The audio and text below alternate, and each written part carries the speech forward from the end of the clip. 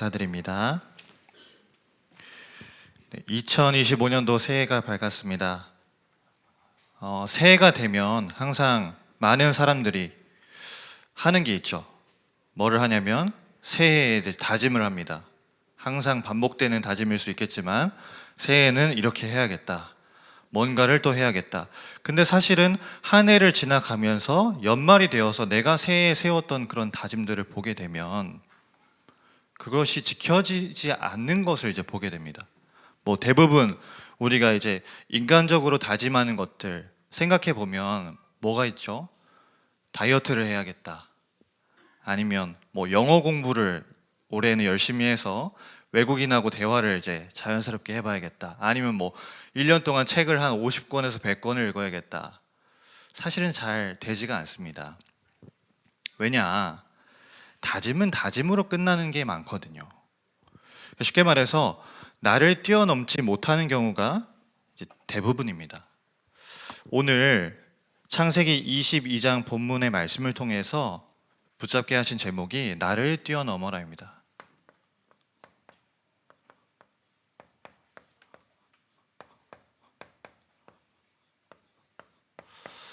새해를 시작하기 때문에 뭔가 거창하게 우리가 이거 해봅시다 라는 말씀을 드리고 싶은 것이 아니라 어떻게 하면 하나님이 주시는 은혜 가운데 우리가 이제 새롭게 될 수 있는지, 오늘 찬양대 찬양한 것처럼 새 사람 되어지는 은혜를 하나님이 오늘 예배를 통해서 주실 줄 믿습니다.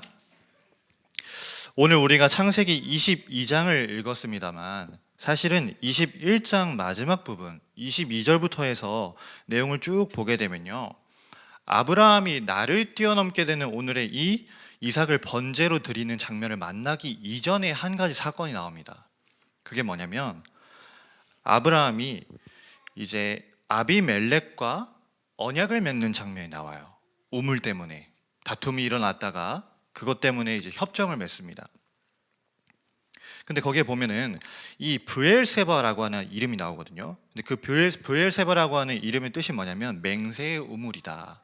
그 당시에 어떤 지역의 특성상 시대적인 시기적인 특성상 우물이라는 것이 너무 중요할 수밖에 없었기 때문에 그것 때문에 무언가 사건이 일어났는데 하나님은 그거를 통해서 아브라함의 믿음을 키우시기 시작하신 거예요.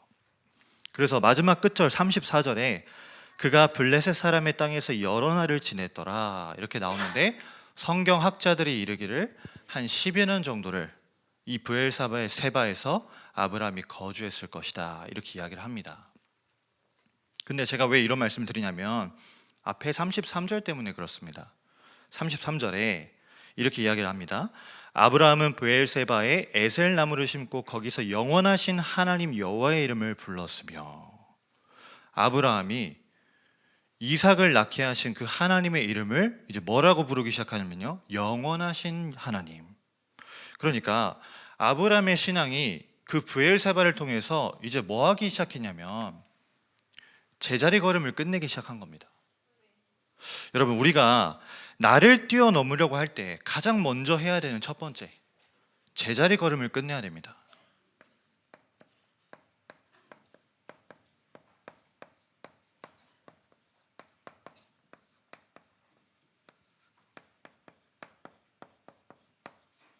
그래서 우리가 새해에 다짐하는 거 잘 안 된다, 잘 안 된다 하는데 우리가 결국 제자리 걸음 하기 때문에 그런 걸 수도 있거든요. 이 제자리 걸음을 끝내야 됩니다. 왜냐, 이번 주 강단 말씀에 장난치지 말라고 하셨잖아요. 이거는 뭔가를 누군가에게 협박하기 위해서 야 장난치지 마, 똑바로 해, 이게 아니라 우리가 장난칠 만큼 우리의 인생이 길지가 않다라는 겁니다. 그래서 하나님이 주신 절대 주권과 절대 은혜와 절대 믿음 속에서 살아야 되는 것이죠. 어떻게 살아야 됩니까? 우리의 모든 불신앙의 지방 덩어리를 제거해야 됩니다.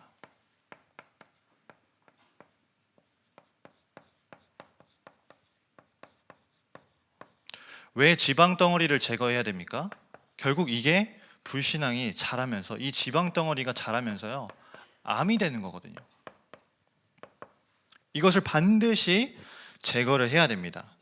왜냐, 여러분, 우리 지금 살고 있는 이 세상 속에서 원래 하나님이 우리 인간에게 주신 축복은 하나님과 함께할 때 주어지는 어마어마한 예배자의 축복, 하나님의 자녀된 축복인데, 지금 우리가 하나님 떠나서 어떤 상태가 되냐면요, 인간이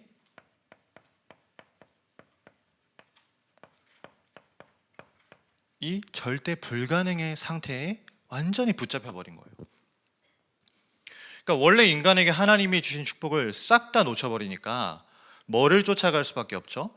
나 중심, 나의 것이라고 하는 물질 중심, 우리의 것이라고 하는 성공 중심을 계속해서 따라갈 수밖에 없는 겁니다. 이거는 내가 하고 싶어서 하는 것도 아니고, 내가 모르는 상태에서 그냥 그거를 자연스럽게 따라가는 상태 속에서 살아가기 때문에 그런 거예요. 절대 불가능. 그런데 이 절대 불가능 속에서도 우리는 이 불신앙의 지방 덩어리를 제거하기 위해서 뭐를 붙잡아야 될까요? 하나님이 주신 절대 언약을 붙잡아야 됩니다. 절대 언약. 실제로 현장을 가보니까 분명히 가나안 땅을 약속하셨는데 그 현장에 누가 있어요? 7족속 30 왕이 있단 말이죠. 그럼 그 현장을 정복하는 게 쉽습니까? 절대 불가능. 근데 그 현장에서 하나님이 뭐를 허락하세요? 언약궤를 주시고 성막을 허락하시고 하나님이 주신 절대 언약을 계속해서 붙잡게 하시는 거예요. 그걸 통해서 하나님이 뭐를 이제 보게 하십니까? 절대 불가능이 하나님이 주신 절대 언약 속에서 절대 가능으로 변화되어지는 것을 확인하게 하시는 거예요. 심지어는 이제 자기 소견에 옳은 대로 행하고 있는 사사시대 속에서도 믿음 가진 한 사람들을 통해서 이 절대 가능을 하나님은 계속해서 보여주셨던 겁니다. 우리가 빨리 불신앙의 모든 지방 덩어리를 제거를 해야 돼요. 그리고 두 번째, 뭐를 키워야 됩니까? 우리의 믿음의 근육을 키워야 돼요.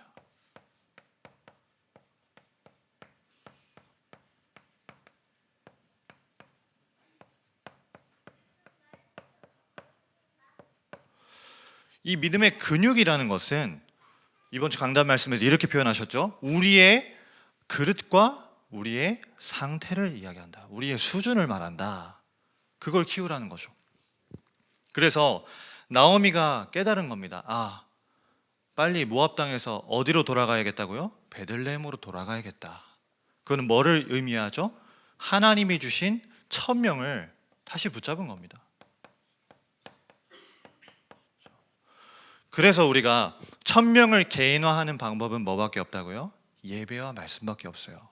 사실 오늘 1월 1일 신정이고 오늘 무슨 날이죠? 국가적으로는 공휴일이잖아요. 근데 사실은 오늘 이 예배의 자리를 우리가 사모하는 마음을 가지고 하나님께 예배하러 왔습니다. 그게 사실은 천명을 개인화하는 방법이에요. 그래서 이거를 개인화해야 됩니다. 이걸 개인화하고 현장을 보면 깨달아지는 거죠. 뭐가 깨달아져요? 하나님이 내게 주신 소명.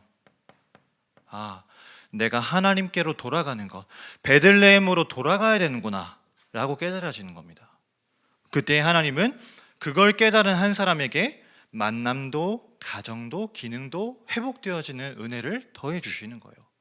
그래서 우리가 결단할 수 있는 거죠. 아, 나는 앞으로 하나님의 절대 주권 믿는 믿음 속에서 절대 은혜와 절대 믿음으로만 살아야겠다.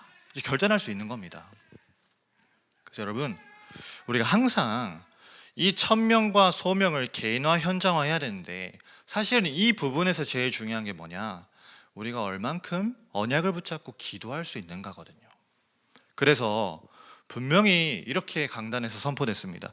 일을 하기 전에 기도부터 하셔라. 우리 학생들은 학업에 공부하기 전에 기도부터 해라.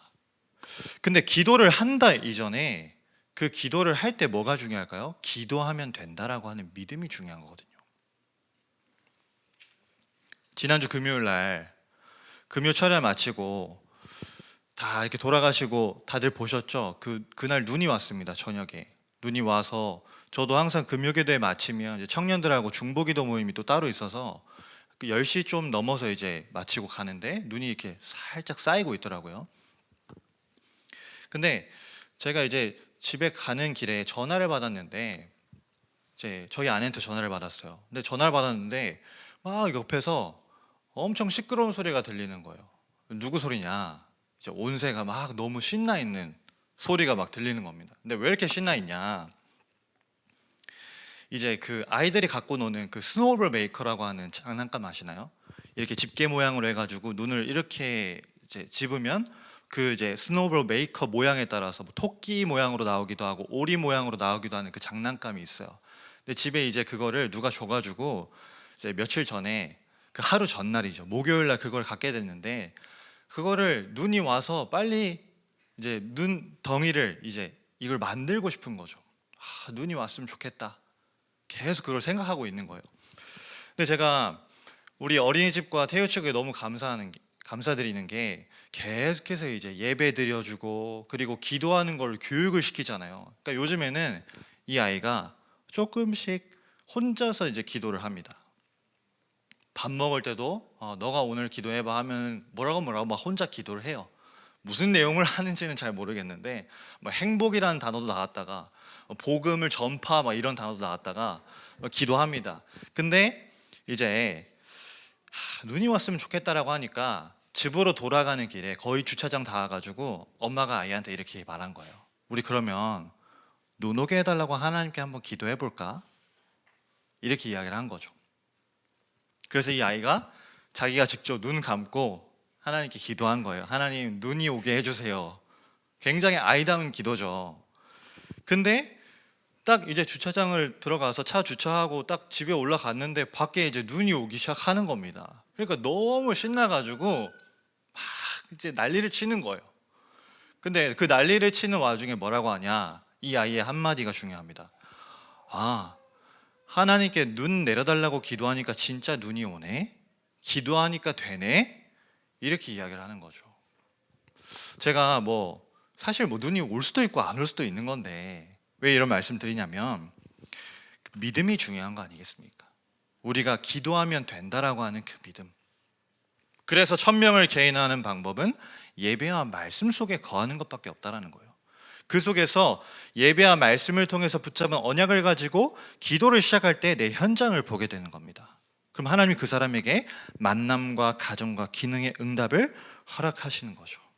그때에 이제 이 사명, 제자화가 되어지기 시작하는 겁니다. 나오미와 룻이 그 천명을 개인하고 소명을 현장화했을 때 누구를 만나죠? 상속자, 기업 물을 자 보아스를 하나님 만나게 하신 겁니다. 그 보아스가 오벳을 낳고 오벳이 이새를 낳고 이새가 다윗왕을 낳고 그 다윗 왕의 족보를 통해서 이 땅에 예수 그리스도가 오셨거든요. 그렇죠? 그래서 여러분 우리의 믿음의 근육을 빨리 키워야 됩니다.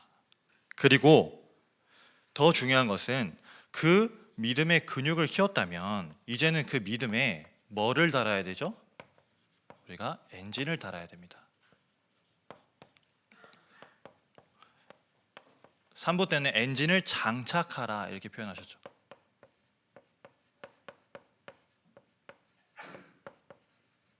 그래서 제가 처음에는 원래 오늘 수요예배 메시지 제목을 시동을 켜라 이렇게 하려다가 본문을 묵상하는데 좀 안 맞는 것 같아서 이제 나를 뛰어넘어라로 잡게 됐는데 믿음의 엔진을 장착해야 됩니다. 어떤 엔진입니까? 우리가 정말 치유 시대에 열 수 있는 이 뜰을 준비해야 돼요. 기도의 뜰. 그래서 지역 살리는 치유가 시작될 수 있도록 우리가 함께 기도하는 겁니다. 모든 사람이 오면 그 사람 치유할 수 있는 치유의 뜰을 우리가 준비하는 거죠. 그리고 이방인의 뜰. 이 이방인의 뜰을 준비해서 우리가 237 시대를 열자는 겁니다. 그래서 237 5천 종족 살리는 선교를 요즘 계속해서 우리 강단을 통해서든지 예배 때마다 선포되는 그 제목들을 여러분 한번 생각해 보세요. 선교사를 파송하고 교회를 세우고 신학교를 세우겠다 이렇게 말씀하십니다. 이건 단순한 제목이 아닌 거죠. 그리고 서밋 시대를 열 수 있도록 우리가 아이들의 뜰을 준비하는 거죠.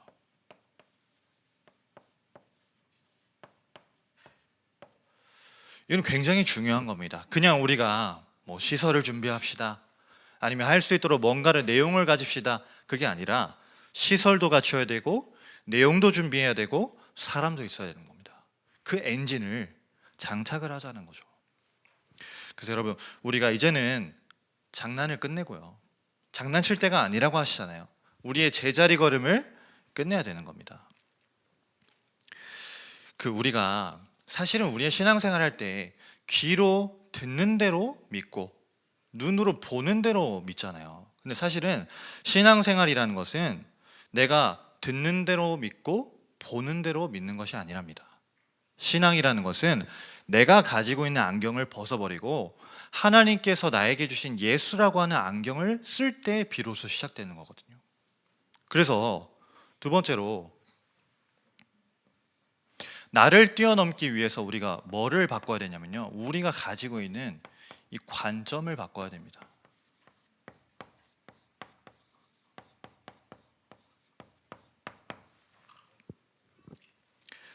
어떤 도둑이 이제 막 집집마다 이제 집을 털기 시작했어요.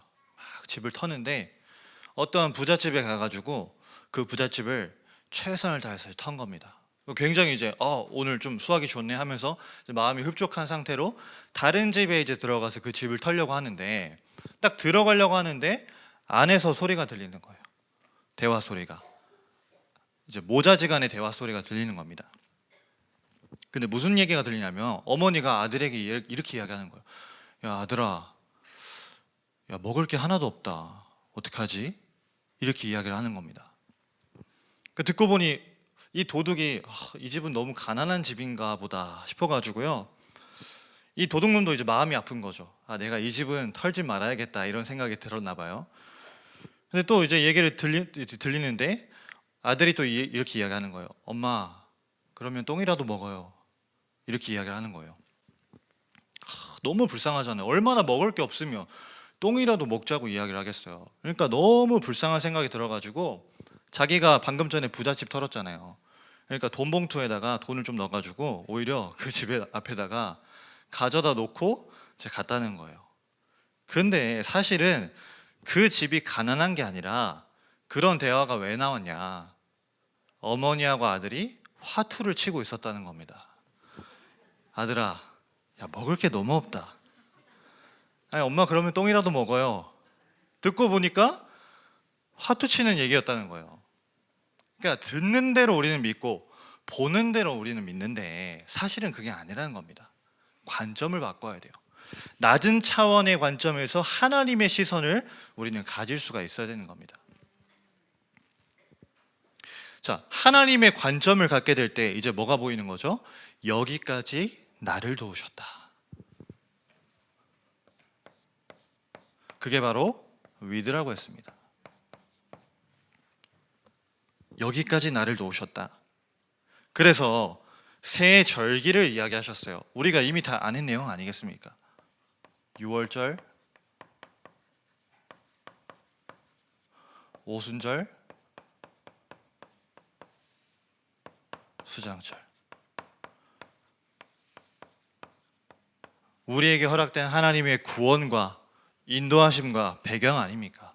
근데 중요한 것은 새 절기의 내용을 아는 것보다 이거를 통해서 하나님이 무엇을 끝내셨냐는 거예요. 우리의 과거 문제, 오늘 문제, 미래 문제를 하나님이 다 끝내셨다는 겁니다.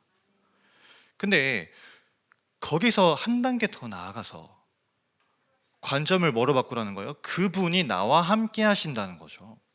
그 과거, 오늘, 미래의 모든 문제를 끝내신 하나님이 나와 함께 하신다는 거예요. 여러분, 이 갈보리산, 감람산, 마가다락방의 언약이 내 것이 돼야 됩니다. 내 거. 오늘 우리 창세기 22장 본문을 보니까 1절부터 14절을 읽었는데요, 1절에 이렇게 나옵니다. 하나님이 아브라함을 시험하시려고.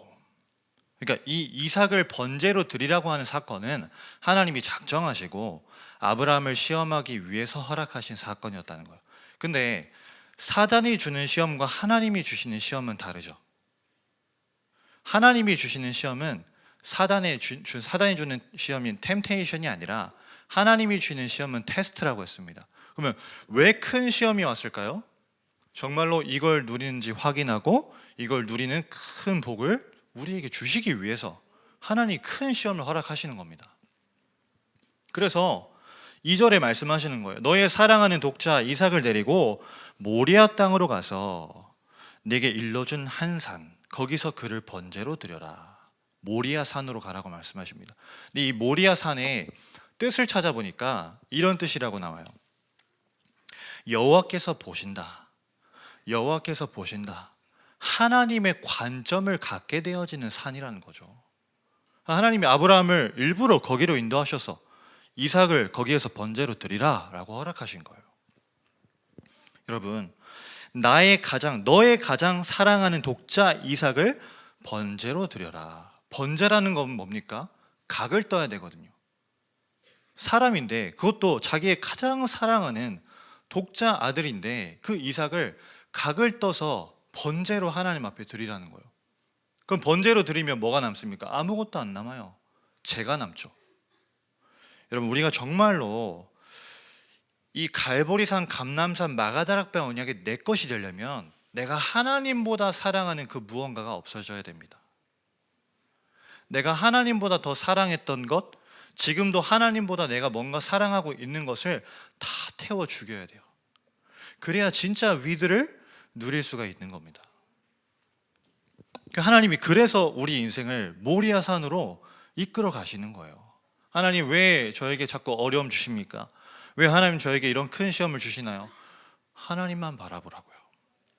그래서 모진 시험과 고통은 뭐를 바꾸는 시간일까요? 내 관점을 바꾸는 시간인 거죠. 그 속에서도 우리가 이거를 안 놓칠 때, 예배를 놓치지 않을 때 하나님의 관점을 얻게 되는 겁니다. 자, 두 번째로, 그런 하나님의 관점을 얻게 되니까 이제 뭐가 보이죠?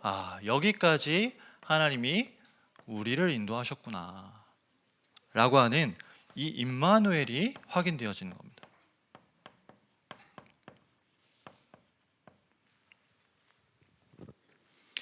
여러분, 임마누엘을 통해서 원단에서 송구 영신 예배에서 세 가지 말씀하셨습니다. 우리 사실 이 내용은요 이미 다 알고 있어요. 세 가지 집중 뭐죠? 말씀 집중, 기도 집중, 전도 집중입니다. 다 아는 거죠. 근데 우리가 이 말씀에 집중할 때 어떻게 집중해야 되는 거냐는 겁니다. 오늘 3절에 이렇게 나오죠. 아브라함이 아침에 일찍이 일어나. 그래서 하나님이 자기에게 일러주신 곳으로 가더니 이렇게 나와요. 하나님이 명령하셨습니다. 근데 그 명령 사이에 아브라함이 아침에 일찍이 일어나서 그곳으로 갔다라고 하는 그 내용 사이에 아브라함의 불평, 불만, 하나님께 따지는 내용이 나옵니까? 안 나오잖아요. 말씀 집중은 하나님의 명령에 뭐 하는 거죠? 즉각적으로 순종하는 거예요. 하나님이 가라라고 말씀하시면 우리는 네 하고 가는 겁니다. 하나님이 멈춰라라고 말씀하시면 우리는 알겠습니다 하고 멈추는 거예요. 거기에는 왜요가 없어요. 그래서 루터가 이런 말을 했다고 하잖아요. 정말 진정한 성도, 신실한 성도는 하나님께 왜요가 아니라 무엇을 할까요? 라고 질문하는 사람이다. 여러분, 우리는 자꾸만 하나님 말씀 앞에서 왜요? 말합니다. 왜요?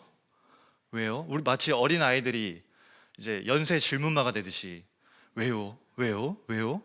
그건 필요가 없어요. 하나님 말씀 앞에서는 어떠한 잡념도 어떠한 말도 필요 없습니다. 순종. 그렇죠? 왜 순종하는 게 중요하냐? 특히 우리 요즘의 학생들, 또 우리 MZ라고 하는 청년들은 이 명령이라는 게 굉장히 거북하게 다가오겠죠.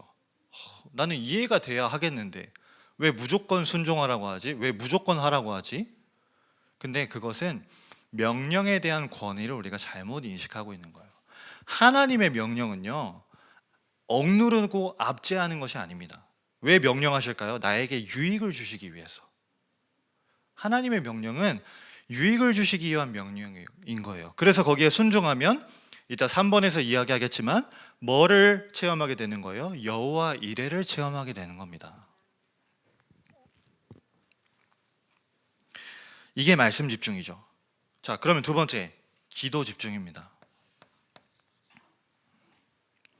우리가 매번 듣는 하루에 한 번 정식기도 그 내용입니다. 근데 오늘 본문을 통해서 아브라함이 실제로 그걸 어떻게 이제 누렸냐는 거죠.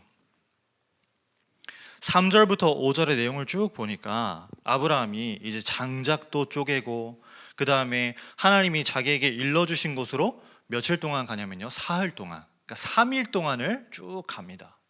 그럼 여러분 한번 생각해 보세요. 자기의 사랑하는 독자 이삭을 하나님께 바쳐야 돼요. 근데 그 아들을 바치기 위해서 지금 뭐를 쪼갭니까? 장작을 쪼개요. 그 장작을 쪼갤 때 아브라함의 마음이 어땠을까요? 자기의 마음이 쪼개지지 않았을까요?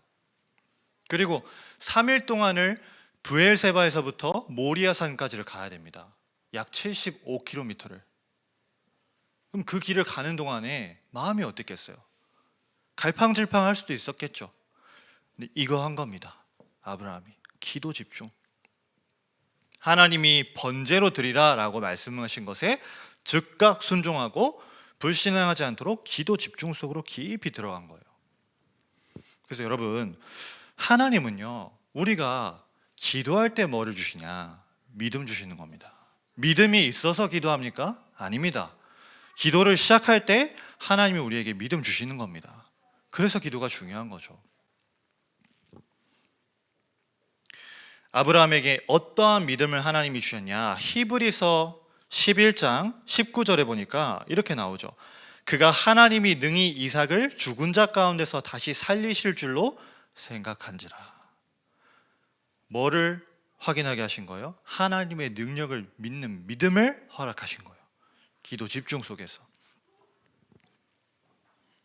여러분, 우리가 이제 올해 새해여서 시작하는 것이 아니라 우리 연말부터 해서 특별히 우리 장로님들 중심으로 지금 계속해서 모여서 기도하기 시작했습니다. 그러면 우리는 이렇게 생각해야죠. 아, 장로님들이 기도하시는구나. 이게 아니라 장로님들도 하시는구나. 그럼 우리도 하자. 권사님들도 모여서 기도해 주시고, 우리 안수 집사님들도 모여서 기도해 주시고, 우리 청년들도 모여서 기도하고, 우리 모든 계층도 모여서 기도하고. 지금이 뭐 할 때입니까? 기도할 때잖아요. 미스바로 모여라. 모여서 기도할 때잖아요. 기도 집중하라는 겁니다. 그러면 이제 뭐 하게 되죠? 실제로 도단성 운동, 파수꾼 운동, 회당 운동하는 전도 집중하게 되는 거죠.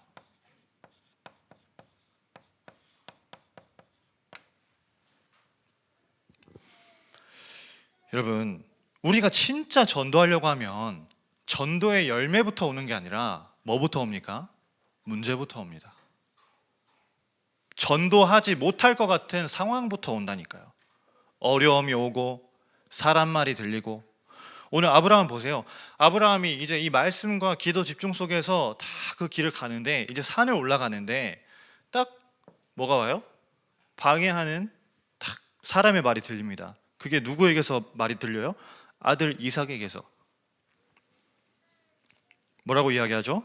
아들이 7절에 그 아버지 아브라함에게 말하여 이르되 내 아버지여, 불과 나무는 있거니와 번제할 어린 양은 어디 있나이까. 그때의 아브라함이 마음이 어땠겠어요? 이제 겨우 마음 잡으면서 말씀과 기도 집중 속에서 거의 다 왔는데 딱 이삭의 질문을 통해서 핵펀치가 날아오는 거예요. 아버지의 마음을 무너뜨리는. 그때 뭐라고 대답합니까? 내 아들아, 번제할 어린 양은 하나님이 자기를 위하여 친히 준비하시리라. 네가 번제할 어린 양이야 라고 이야기는 못하고 하나님이 친히 자기를 위하여 준비하시리라. 근데 여러분, 이게요, 아브라함은 어떤 의미를 가지고 이야기했는지 정확치는 않습니다. 근데 아브라함이 했던 이 말이 예언이 된 거예요. 나중에 어떻게 되죠? 번제할 어린 양이 이삭이라는 의미로 말했는데 하나님께서 진짜 뭐를 예비하셨어요? 순양을 예비하셨잖아요. 그러니까 이게 말씀과 기도 속에서 집중하면 뭐 되는 겁니까? 증인 되어지는 거죠. 우리 특별히 부모님들의 말 한마디가 아이들 앞에서 뭐가 되어지면 되죠? 아, 하나님 정말로 살아계시는구나 를 볼 수 있는 증인의 말이 되는 겁니다. 증인의 행동이 되는 겁니다.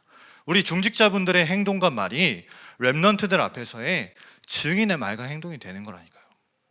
말씀, 기도, 전도 집중. 그것을 우리가 임마누엘을 통해서 확인하는 겁니다.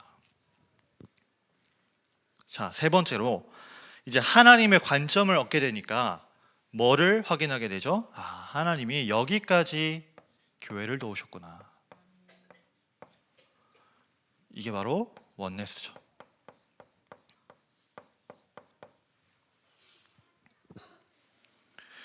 아브라함은 끝까지 갔습니다. 중간에 이삭을 드려야 되는데 하다가 못 드리고 이탈되지 않고요. 끝까지 하나님 앞에 누가 말릴 정도로요? 주의 사자가 아브라함 말릴 정도로. 그래서 여러분, 아브라함처럼 변함없는 신앙을 가지고 교회와 끝까지 가는 제자 되시기를 축복합니다. 그래서 우리가 교회를 섬기는 것에는 딱 원네스 돼가지고요, 잡념도 없애고 말도 없애고 단순하게 가는 거예요. 뭐를 향해서? 우리 이 세 가지 시대를 향해서요. 치유 시대. 이제 다 살리는 겁니다. 특별히 우리 교회에 오는 사람은 다 살린다.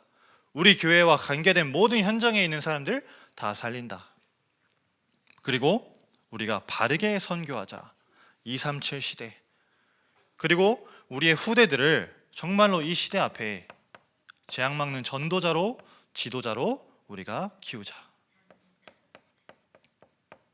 이 세 가지 시대를 여는 겁니다.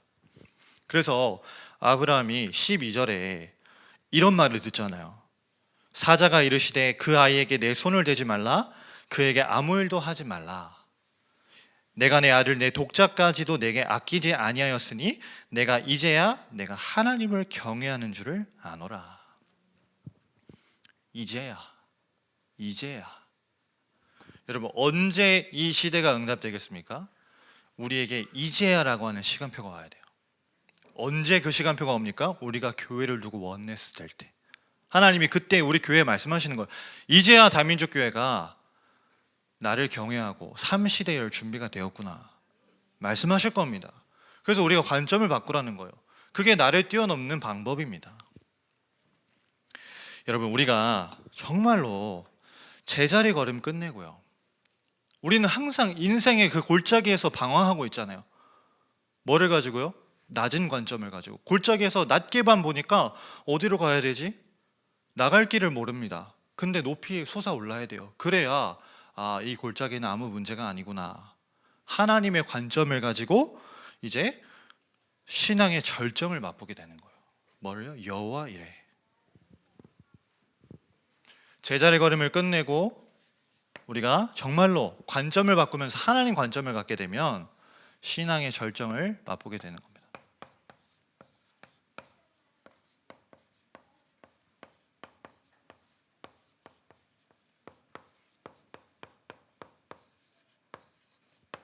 그래서 이 단어잖아요. 14절에 여호와 이레.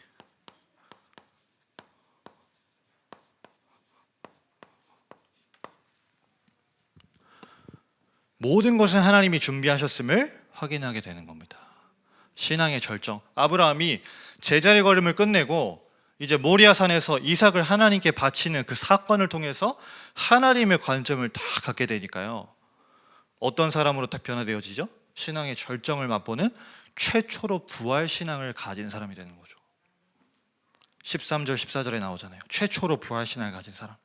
그래서 우리가 아브라함을 믿음의 조상이라고 부르는 겁니다. 여러분, 나를 뛰어넘을 때 여호와께서 준비하신 것을 우리가 회복하게 되는 겁니다. 그래서 우리가 뭐를 회복해야 되냐면요, 빛의 망대를 회복해야 됩니다. 이 빛의 망대를 회복해서 우리가 정말로 이 경기 남부 지역을 살려야 됩니다. 이거는 해도 되고 안 해도 되는 문제가 아니잖아요. 반드시 해야 됩니다. 이 지역에 임한 재앙은 누구 탓이라고요? 누구 책임이라고요? 교회 책임이다. 그래서 우리가 이 지역 살리는 응답을 두고서 계속해서 우리 올해에도 변함없이 합니다. 로비에 나가면 광고 딱 판 보이시죠? 뭐가 진행되어지죠? 집중학교. 계속해서 집중학교, 집중훈련, 집중 캠프 진행합니다. 또 여기에서 우리 중요한 위드 현장에서 미션 캠프를 통해서 현장에 대한 응답을 누리는 분들을 임직과 취임을 통해서 중직자로 세워나가는 거죠. 그래서 이걸 통해서 우리가 힘있게 일천제자 망대 지교회 운동 하자라는 겁니다. 그거를 하나님께서 여호와 이레로 준비하셨음을 확인하는 한 해가 될 겁니다. 그럼 두 번째로 뭐를 우리가 회복해야 되냐?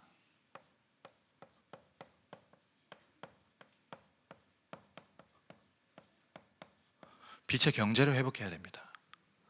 빛의 경제 진짜로 회복해서요, 교회 살리고 우리가 바르게 나라 살리는 선교 운동 해야 됩니다. 그래서 이 집중의 비밀을 알고 누리면서 전도하는 분을 뭐로 파송하죠? 선교사로 파송하고.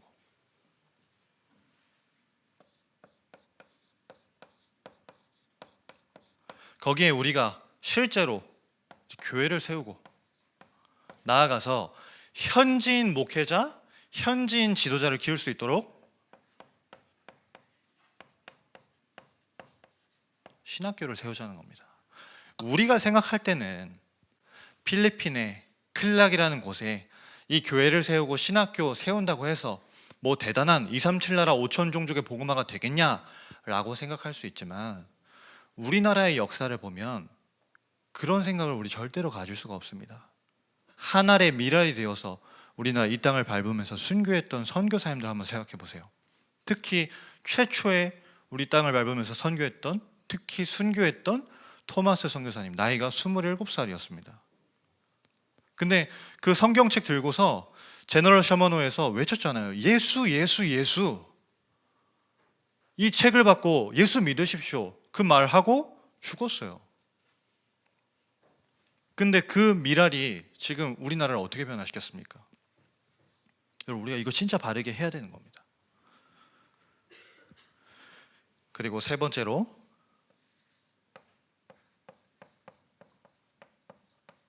이제 빛의 이정표를 우리가 회복하는 겁니다. 그래서 이 빛의 이정표를 회복해서 우리가 바르게 후대를 키우고 지금 소망 없는 이 시대를 우리가 살려야 된다는 거죠.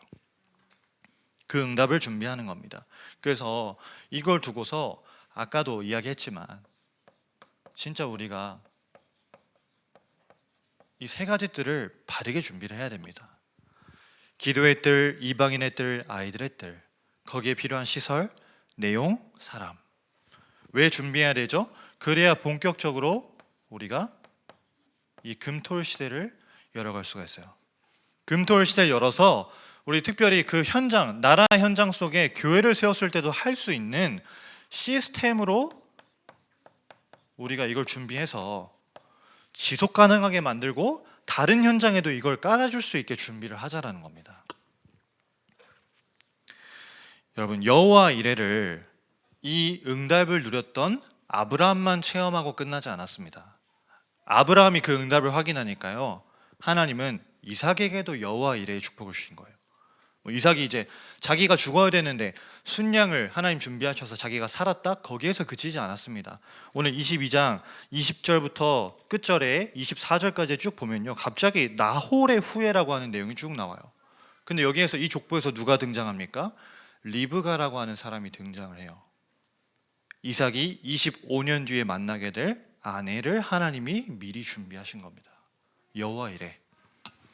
그래서 2025년도에는 우리가 정말로 하나님이 주신 세절기 언약을 붙잡고요, 말씀, 기도, 전도, 집중 속에서 3시대 응답이 뭐로 고백되어지도록요? 여호와 이레로 고백되어지도록 하나님의 인도하심이 여기까지 우리를 도우셨구나 확인되어지는 한 해가 될 것입니다.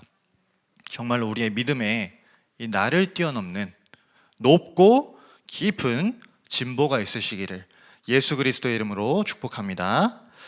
하나님 감사합니다. 새해를 시작하면서 여기까지 나를 도우시고 우리를 도우시고 교회를 도우신 하나님을 위드 임마누엘 원네스로 확인하게 하심에 감사합니다.